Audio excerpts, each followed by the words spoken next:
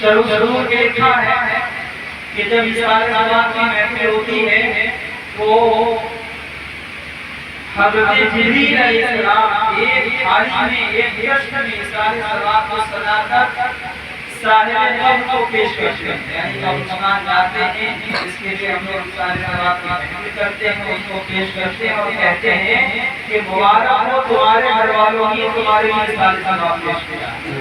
اور قبرستان کی دیگر مدد ہوتے ہیں وہ افسوس کرتے اور کہتے ہیں کاش کوئی ہمارا اپنا ہوتا اور ہمارے لیے اسی طریقے سے اصرار ثواب پیش کرتا ہے۔ امام اہل سنت سید سرکار عالم فرماتے ہیں کہ جب قبرستان کی جانب گزرو تو زور سے سلام کرو،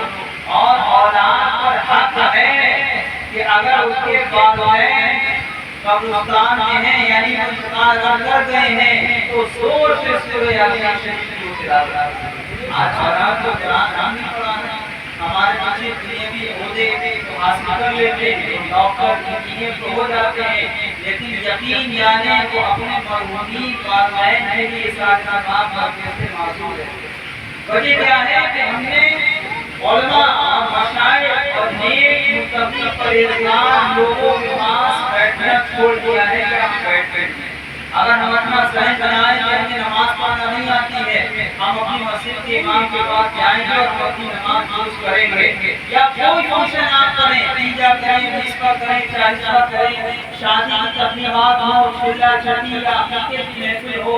اگر ہم ان پروگراموں سے پہلے اپنے مسجد کے امام یا جو دین کے رہبر ہیں، پیشوا ہیں، مولدین ہیں، اگر ہم ان سے مشورہ کر کے کوئی کام کریں گے تو انشاءاللہ تعالی ہمارے گھر کوئی بھی کام غیر نہیں ہوگا۔ اور یہی ہو رہا ہے، شادی ہوتی ہے اور علماء سے مشورہ نہیں کیا جاتا، تیجے چالیسویں کی محفل ہوتی ہے اور علماء کرام سے مشورہ نہیں کیا جاتا، گھر کی کوئی تقریبات ہوتی ہے اور علماء کرام سے مشورہ نہیں کیا جاتا۔ اسی لیے آج اکثر و بیشتر ہمارے گھر کی محفلیں جو ہیں وہ دینی ماحول سے خالی ہوتی ہیں۔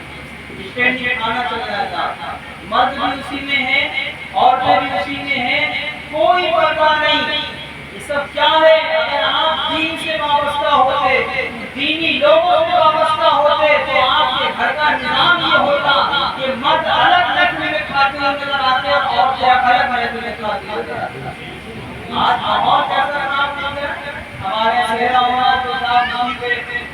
جو ہے وہ خواتین سجی سجائی ہیں اور اسی پہ چہرہ پڑھنے والے بھی ہیں، اور پھر غیر مردوں کا جو سامنے موجود ہے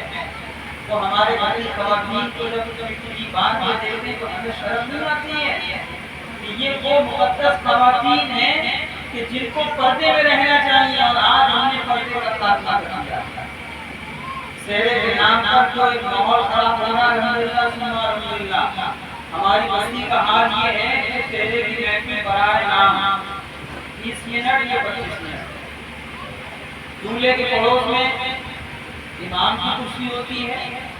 باقی عورتوں کا وجود ہی نہیں ہوتا ہے۔ پہلے کیا ہوتا تھا، آپ اذان ہو رہی ہے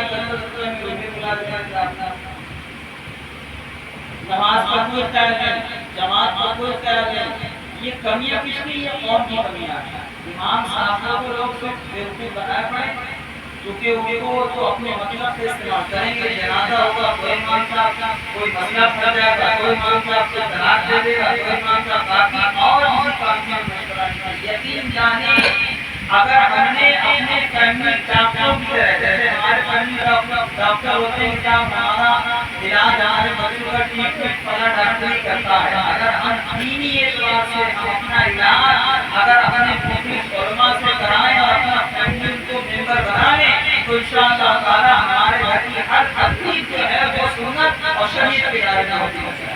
بہرحال یہ سماعت کی محفل ہے، گزارش آپ سے یہ ہے کہ محفلوں کو خالی نہ جانے بلکہ زیادہ سے زیادہ تلاوت کریں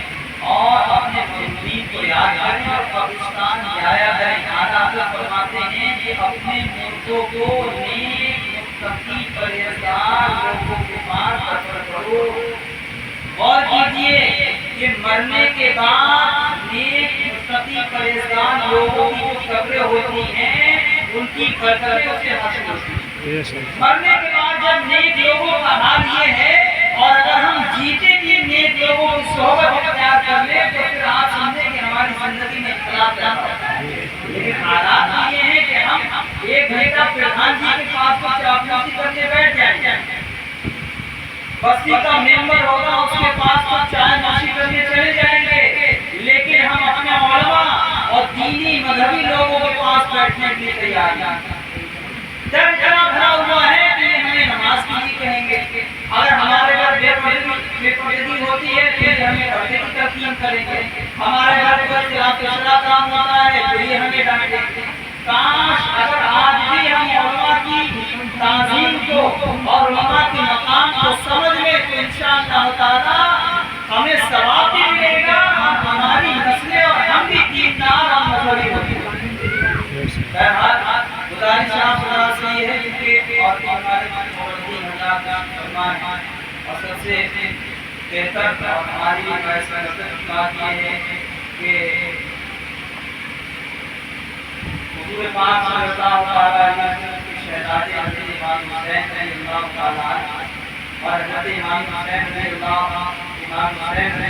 ताला से हम मोहब्बत करते हैं और सादात इकराम से भी हम इसलिए मोहब्बत करते हैं, ये उन्हीं की नसीब से। सादात की ताज़ीम और तकरीम और उनको देखना यकीनन इबादत है और हमें उम्मीद है कि ये सादात की बरकत से अल्लाह ताला आज हमारी मोहब्बत ख्वाजा हसन मस्ती अली रहमत ताज़ानी हम बात बनाई और 12 किलो मेरी बेटी का इंतकाल हो गया है, इसका स्टार्ट करवाते हैं ताकि मेरी बेटी देख ले कि वो किस हाल में है। तो हज़रत ख्वाजा हसन मस्ती अली रहमत